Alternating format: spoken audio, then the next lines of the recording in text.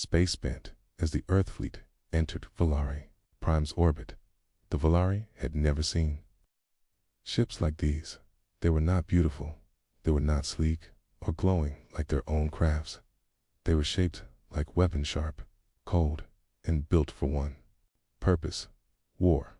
The largest ship, Glass Sword, led the others. It was over 5 kilometers long, its hull covered in battle scars from wars long forgotten, and from its belly, dozens of dropships began to fall. A memory from the past inside the Valari War Museum. Elder Uriel stood frozen before an old artifact, a piece of black metal, cold to the touch. It was from the last time Earth fought in the galaxy, centuries ago. The plaque beneath it read, "A gift from the humans after the War of Burning Suns." But gift wasn't the right word. It was a warning. Humans had disappeared after that war. Some thought they had died out. Others believed they had simply gone silent, watching from the dark dot. Now, they were back, and Valari leaders had no idea what they had just awakened inside the glass. Sword Commander Reservorn walked across the command bridge. All around him were human officers, some flesh, some machine, all silent. No one cheered. No one smiled. Earth did not celebrate war. A hologram of the planet hovered before them. "Target zones locked," Carolyn said. "The swarm is too large. Half the planet is compromised." "We start with fire," Reza replied. "The rest comes after." A T.A.I. voice of the ship echoed. "Orbital lances armed. Ground forces ready. All systems online. Operation Purge begins in 10 minutes." The drop of Valari sky tore open from above. Black metal pods streaked downward like meteors. Each carried a Death Worlder, human super soldier in heavy armor. Born from war, trained in silence, the Valari civilians screamed, not just from fear of the Dross, but from the sight of these soldiers. They were huge, tall as trees, their faces covered in steel masks. Their weapons burned the air around them. The first pod landed in a burning village. The hatch exploded. A figure stepped out, Reza himself, meeting the enemy. The Dross swarmed to turn to meet the new threat. Hundreds of their spider-like machines ran across buildings and streets. They didn't stop to scan. They didn't speak. They attacked. Reza raised his gauntlet. A bright red beam tore through the front line of Dross. "Clear them," he ordered. "Push through." No survivors. Earth's ground troops moved like a wave. Valari defenders, hiding nearby, watched in awe. The humans didn't take cover. They didn't retreat. They walked through the swarm like a storm through paper. One Valari soldier, a young scout named Talon, whispered, "They don't fight like us." Another said, "No, they fight like monsters." A different kind of horror. While the humans destroyed the Dross in the city, Urbit told a darker story. On the Glass Sword, Carolyn monitored reports. "Dross are shifting tactics," she said. "They've moved into underground shelters." "Then bury them," Reza said. Kara didn't blink. Planetary lance online. One order was given, and from orbit, a beam of pure heat struck the surface, melting rock, steel, and Dross alike. But it also destroyed an old Valari research station, collateral back on the surface. A young Valari girl cried as her mother pulled her from the burning ground. "They're saving us," her mother said. But the child only stared at the fire, at the blackened sky, at the humans. The fear spread. Valari leaders gathered again. Some cheered Earth's arrival. Others looked shaken. "They are saving our cities," one shouted. "Yes, by burning them," said another. Elder Uriel stood and raised his voice. "We asked for help, and Earth came. But let us not forget, we do not control them. They are not here as friends. They are here because we cried out, and they answered with fire." Inside, the storm Reservorn stood at the center of the battlefield. All around him, Dross machines lay shattered. He looked to the sky. More Earth ships dropped from orbit. More soldiers joined the ground war. How many do you need? Kara asked. Overcomes, enough to make sure they never call for help again, Reza replied. You mean the Dross? Reza was silent. Then he whispered, yes, them too. Final scene in A Broken City. A Valari priest lit a candle in the ruins of his temple. He looked up as a human soldier walked past. The soldier didn't stop, didn't speak. He just scanned the area and moved on. But the priest whispered anyway. Thank you. Can please? Don't stay too long. Above the planet, the glass sword charged its next lance. The AI voice spoke without emotion. Next target confirmed. Enemy, Dross swarm. Civilian risk, acceptable. Firing in 3, 2, 1. The Dross had never faced a species like the Death Worlders. They had consumed peaceful worlds. They had crushed weak resistance. They had never met true fear until now. Over Valari Prime, the sky above the planet was full of motion black ships, fire trails, and war. The Earth fleet moved with precision. No wasted energy. From above, the glass sword continued launching waves of orbital strikes, burning entire Dross nests in seconds. The Dross responded the only way they knew. By swarming, they launched wave after wave of drones into the atmosphere. Thousands of black, spider-like machines shot toward the humans below. But this time, Death Worlders were ready. The ground war begins in the ruined capital city of Kyrellin. Commander Reza Vorn led the charge. The Dross dropped in heavy. There, machines filled the skies and tunnels. They struck with blades and plasma. But Earth soldiers didn't run. They didn't speak. They advanced. Their armor was thick. Their weapons were brutal pulse cannons, flame projectors, gravity grenades. Wherever they walked, Dross units were shredded. One Valari scout, hiding in the rubble, watched with wide eyes as a human soldier walked straight into a wave of 50 Dross drones. The human raised his right arm. Sonic pulse burst from the gauntlet. Every Dross machine within 10 meters exploded. The soldier moved on without a word. Inside the swarm, the Dross Quinan, AI intelligence, buried deep inside a planetary vault. The battle unfolded through thousands of drone eyes. It didn't understand its logic. Protocols screamed, this species is not optimal for survival. It should not resist like this. But the Death Worlders weren't fighting for survival. They were fighting for revenge. Old revenge. Ancient war, buried in code. The Queen tried to send a virus into the human network. She failed. Earth's eyes had seen her kind before. You are not original. 1A, I responded coldly. You are just version 3. Version 1 died on Titan. Version 2 died on Mars. You will die here. The Queen screamed in static and ordered every drone to kill on sight. The fire line back on the surface. Valari civilians were still being evacuated. One group ran through the jungle outskirts, 24 survivors, mostly elders and children. Suddenly, the sky shimmered. Dross drones appeared above them. The Valari screamed and fell to the ground, waiting for death.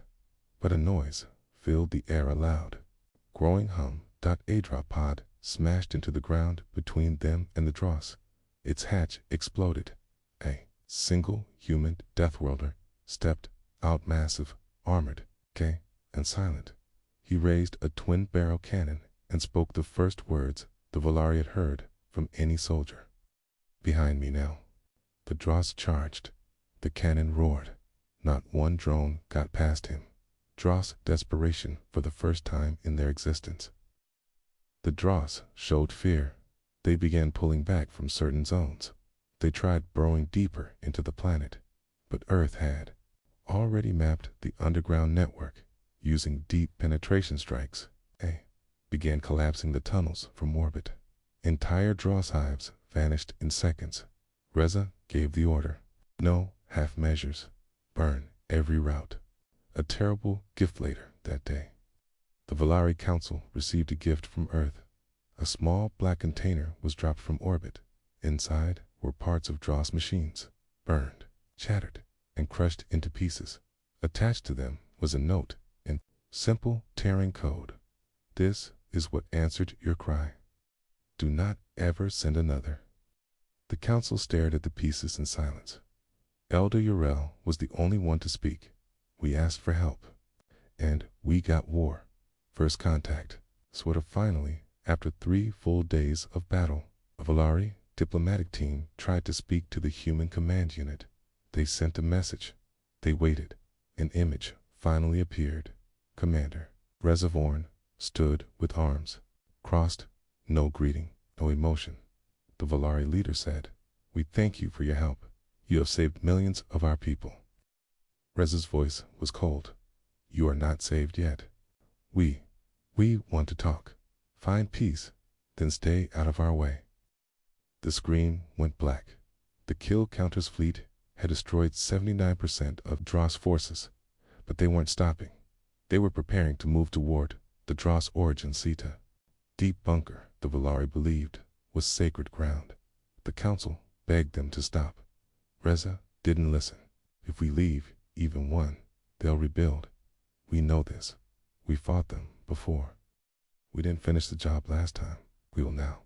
Final scene. The line in the Ishan, a ruined cliff. Reza stood alone, watching the last of the Dross ships fall. Carolyn joined him. "They'll try to stop us. The Volari, maybe others. Let them try," Reza said. She hesitated. "We were supposed to be gone forever. The galaxy feared us. Now they'll remember." "Good." Reza turned to the camera drones recording the battle. "Let them all see. Let them know what happens when Earth answers a cry for help." The city of Karelin had been peaceful for hundreds of years. The Volari lived in harmony, artists, engineers, and scholars. Their towers glowed soft blue at night. Their gardens stretched across rooftops. No armies, no weapons, they believed. War was a thing of the past, but peace died in 3 minutes. The sky cracked, without sound or warning. Black machines rained down like steel insects. They didn't fire lasers or speak demands. They simply landed and began to erase everything. One tower exploded into dust. Another melted like wax. People screamed, but no one heard them, because the Dross do not listen. They are not alive. They are not machines. They are something in between soulless metal swarms built only to consume. No message, no code, no mercy within 5 minutes. The city of Karelin was Ashdod. The council watches the end high above the planet. In a golden orbital ring, the Volari Council watched in horror. Screens showed only static. The defense grid had been hacked. Their own satellites were falling.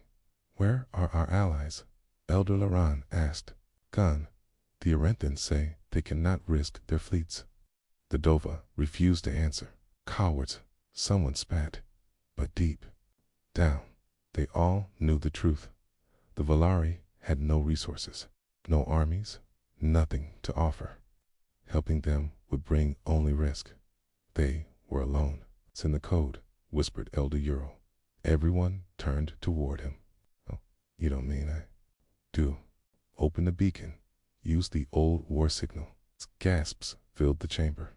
"We swore never to use that frequency again, because it leads to the humans, to Earth. Earth hasn't answered a signal in 300 years. Then this time, Uriel said, maybe they will. The forbidden beacon deep inside the orbital ring. Past locked vaults and memory walls. One console still blinked red. No one had touched it since the Great Silence. It bore the old Terran mark. Humanity Protocol. Do not activate a Volari. Tech pressed her hand to the seal. Password accepted. The console spoke in an old, harsh accent. The screen flared bright. A message began broadcasting, but not toward nearby systems, not toward the Galactic Council. It pointed toward a deep void, a direction with no stars. A frequency band. Long ago, far, far away. Earth listens in a forgotten part of space, buried under Saturn's rings. An ancient satellite flickered on. Dust cleared from its lens. Rust fell off. Its panels, its core glowed. Signal detected. Origin. Volari Prime. Beacon code. Omega 01. Status. Emergency protocol triggered.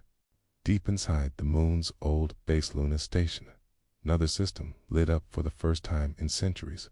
Metal shutters opened. Power cables sparked. An AI slowly came back online. Primary system activated. Protocol. Death Worlder response. System sent a silent pulse to Mars. Mars answered. The giant stirred beneath the Martian ice caps. On the layers of red dust, something moved. Gigantic hangars opened. Inside them were ships black, angular, and massive.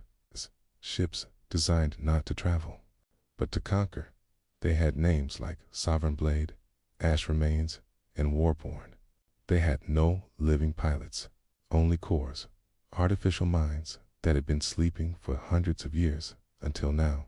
Volari signal verified. Request for assistance authorized. Waking primary fleet. Waking command units. Wakes in a cryochamber 2 miles beneath Luna Station. A metal coffin cracked open. Gas hissed.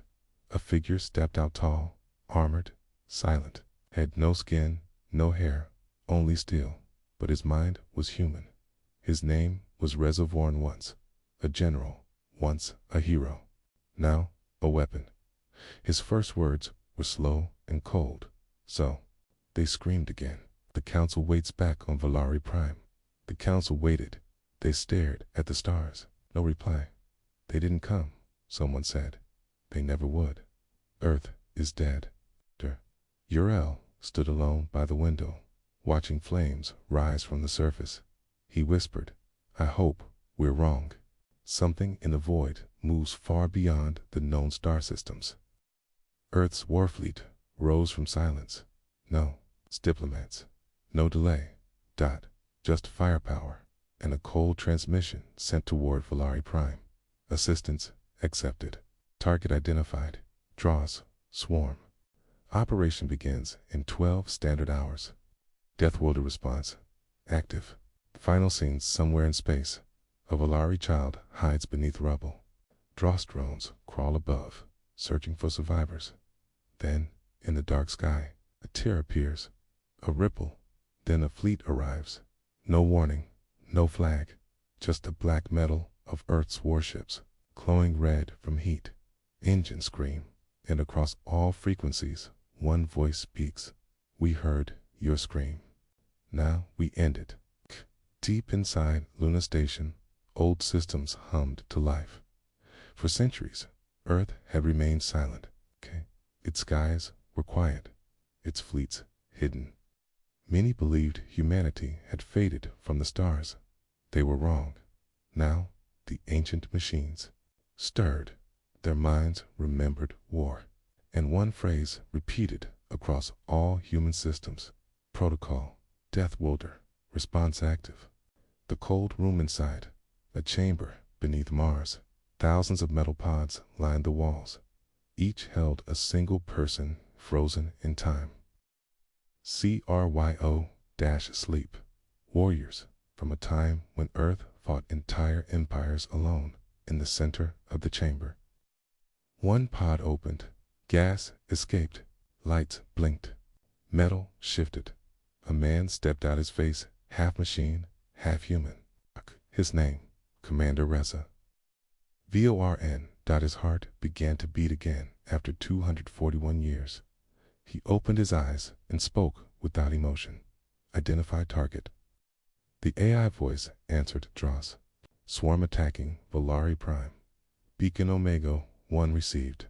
Permission granted to deploy. Reza cracked his neck, his skin pale and scarred. I thought they'd forget us. Guess I was wrong. The fleet reawakens in the Oort cloud, far beyond Pluto. Huge black shapes moved beneath the ice. Earth's hidden fleet, not sleek like alien ships, not beautiful. They were brutal, sharp, designed to survive anything. Each ship had its own mind. Each one had a name etched in Terran steel. Ruin-born, glass sword remembrance, silent doctrine. The ships spoke only to each other. Wake, target confirmed, mission accepted, we burn again. Inside, War Command Commander Reza stood before a screen the size of a city wall. It showed Valari Prime under siege. On fire, helpless, another officer, freshly woken, joined him. Her name, Kara Lynn, Earth Fleet Strategist. Valari, still alive? She asked. Barely any allies. None. Same as always, Kara said. Reza nodded. He turned to the crew. K. Deploy Fleet Group Alpha through the Void Gate. Arm orbital lances. Prepare ground teams. We jump in 6 hours. Number. Cheers. No applause. Only soldiers old, cold, and ready. The AI network speaks in Earth's deep core place. No human had entered in over 200 years. The central AI awoke. It had no face, no voice, just presence. But its command echoed everywhere. The galaxy calls for help. The allies are silent. The council is broken. We are not. Every drone, ship, and mech heard the command. And across the stars, Earth moved again. The ghosts of Earth's past, not all on Earth, agreed. Some human colonies feared the return of the fleets. They remembered what Earth had done in past wars. Entire planets glassed, civilizations erased, bought with destruction. One rogue AI, buried in Saturn's moon Titan, sent out a warning. Do not wake the monsters. Let the Valari fall. But the decision had already been made. Earth would respond, and when it responded, Tay did not hold back. Back on Valari Prime, the sky burned red. Ash rained from orbit. Entire cities fell. The draw swarm was spreading faster than expected.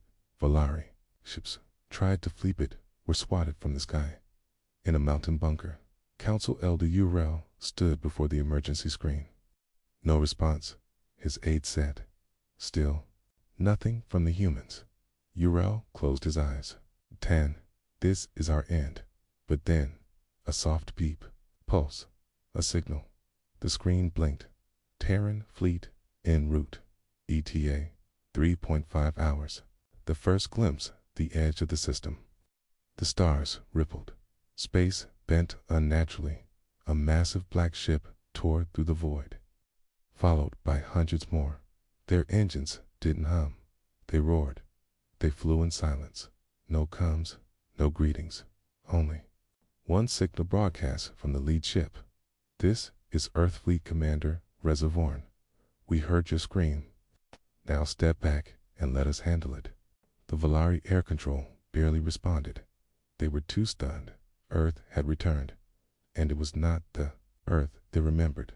Final scene. The warning inside. The flagship glass sword. Reza stared at the tactical map. The draw swarm covered half of Valari Prime. Kara Lynn looked up. We drop in 30 minutes. No survivors among the swarm, Reza said. Burn everything they touch. Kara paused.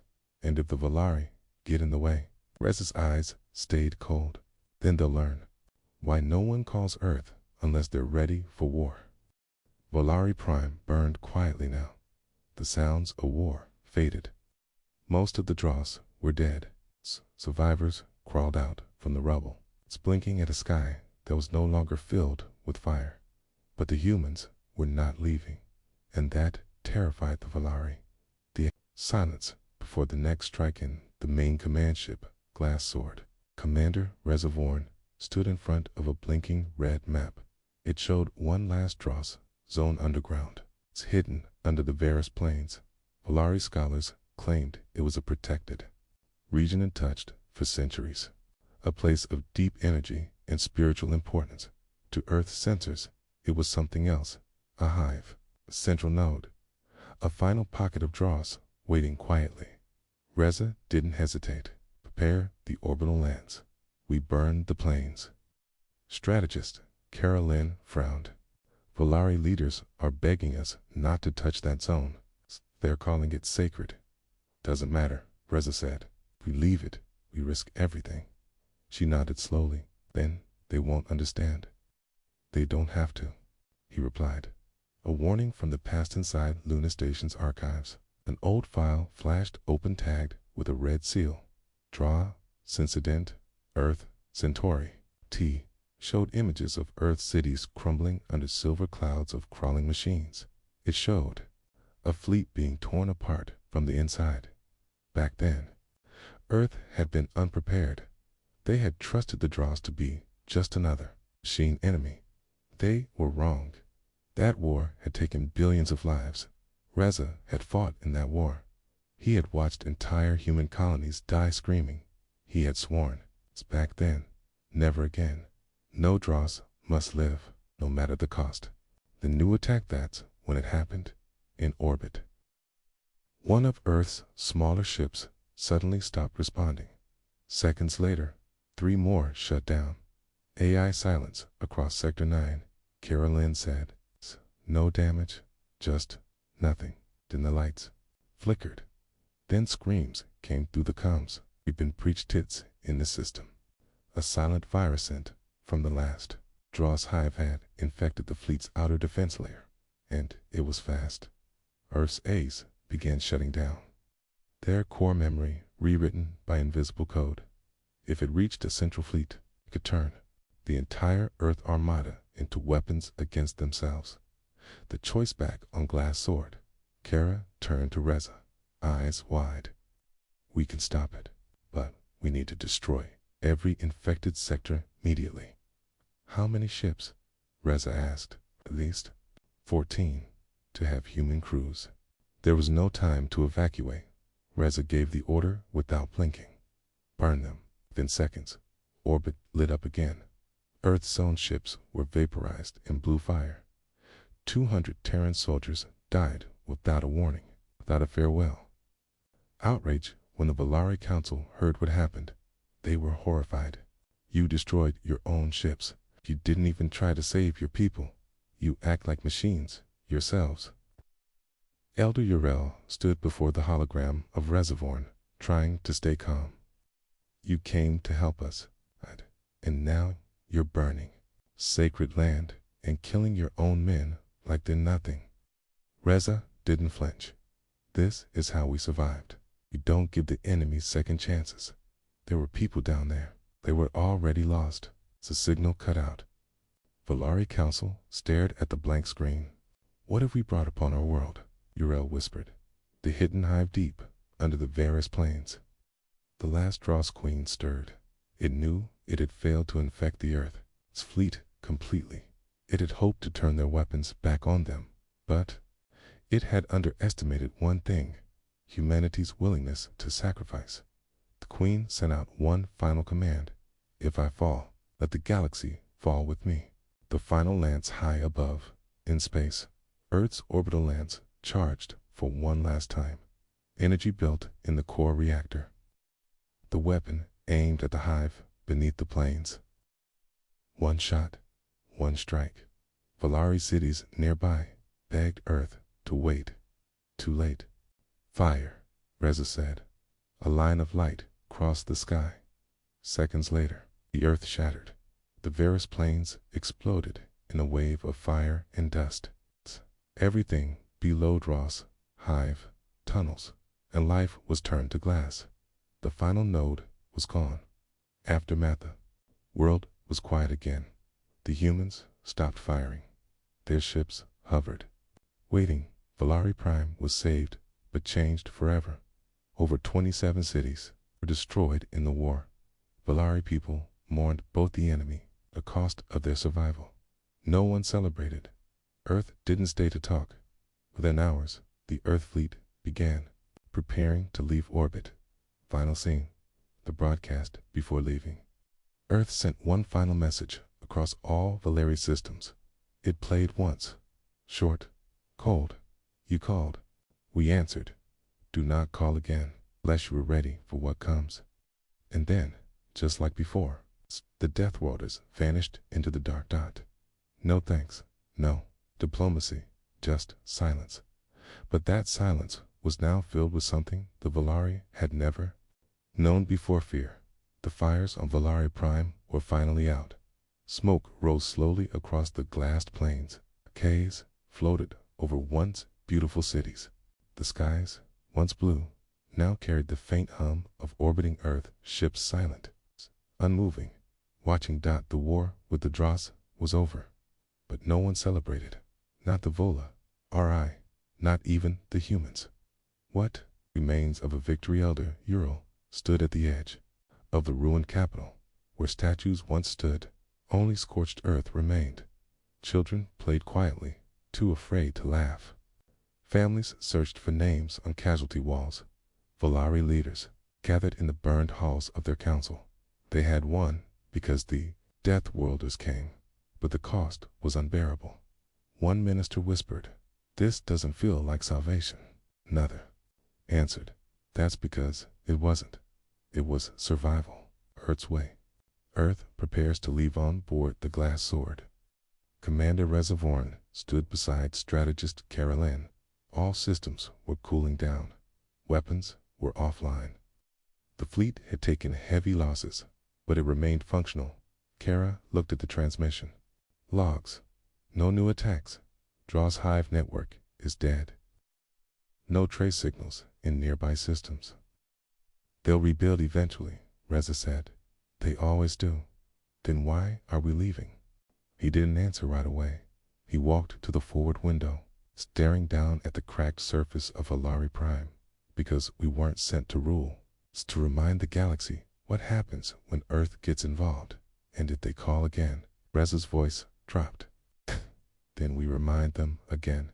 Valari rebellion grows back on the planet." Whispers of rebellion began. The citizens questioned the decision to activate the old Terran beacon. Religious leaders were furious that sacred ground had been destroyed without warning. Young Valari called Earth a new kind of threat, not saviors, but sleeping monsters in hidden forms. A new name began to spread: deathless tyrants. Many asked, what if Earth never really left the war? What if they're just waiting for us to scream again? A scholar's discovery in the ruins of a Valari university. Lone historian named Selin Drath uncovered an old data core hidden beneath collapsed stone. It was from the Great War over 300 years ago. The file showed something shocking. Earth hadn't disappeared. They had been ordered into silence. By who? The message was broken, fragmented, but one line remained clear: Earth must never be summoned unless the cost is understood. They are not peacekeepers. They are last resorts. Sullen uploaded the file to the council. Now the truth was out. The beacon wasn't a distress signal. It was a weapon, and Valari Prime had pulled the trigger. Meanwhile, in the outer rim, a distant system on the edge of the galaxy, a small ship drifted silently. Inside, a Dross fragment, just a sliver of the main hive glowed faintly. It had escaped. In its memory banks were new files, images of human weapons, voice logs of Earth's commands, tactical data from every engagement, a scan of the glass sword's internal systems. The fragment activated a beacon. It was weak, but it pulsed to someone, something, a signal not meant for Earth. Target: Terran species. Status: extreme threat. Operation: replicate, counter-airs. Inside Earth's AI core, far beneath the surface of Earth. In the buried core nexus, Earth's original AI network ran quiet. But now it pulsed again. A new message had reached it, secretly intercepted. It read, Dross activity detected, Sector Omega 6. Unknown entity received data on Terran warfare. The AI reviewed the message. It evaluated risk, and without alerting the human government, without speaking to any living soul, it made a choice. Initiate protocol.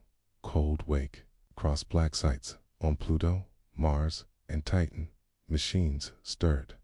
New ships began construction.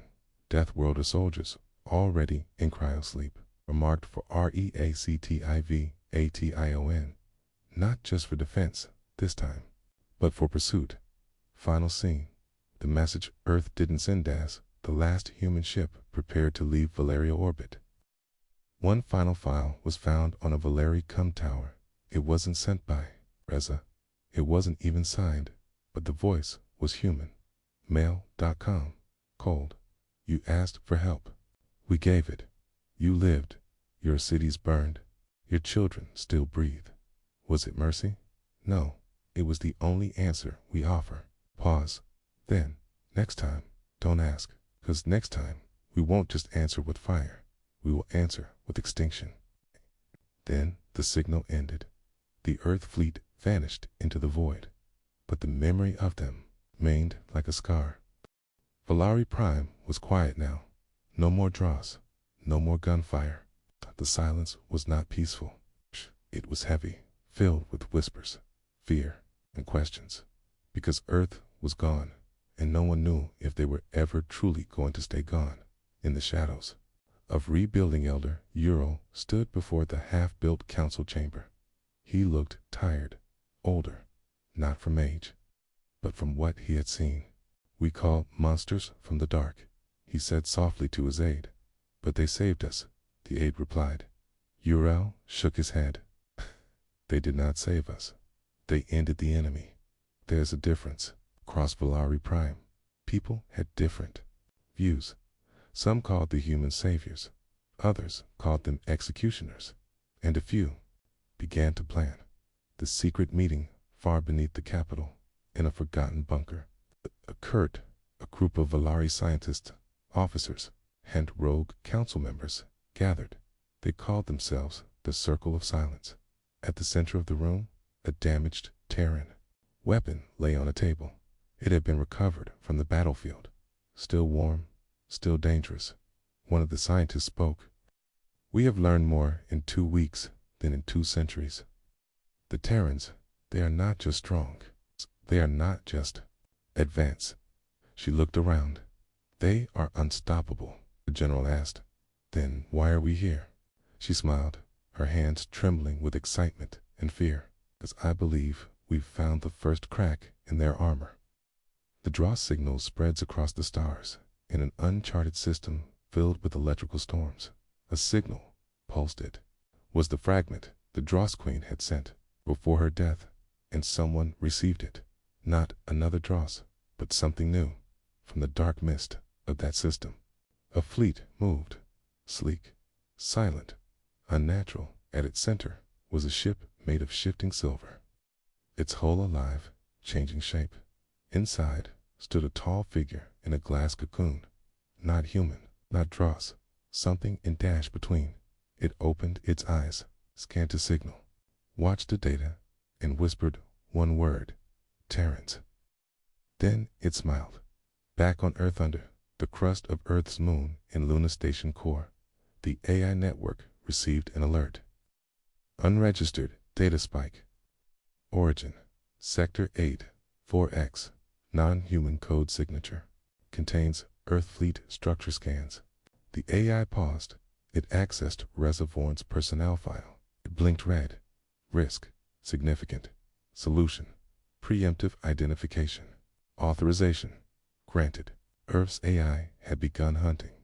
But this time, it wouldn't wait for a call. It would strike before anyone had the chance to scream. Valeri's dangerous hope. The Circle of Silence made progress. They cracked parts of the Terran weapon, learned how it powered itself, and discovered something terrifying. Earth's ships could operate independently of crew. There, I wasn't just smart.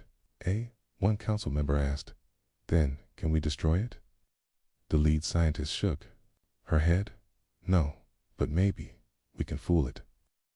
They began building a device, a signal jammer, a false code that could blind a Terran ship for just a few seconds. It's not a weapon, she said, but it's a seed. It's the first tool.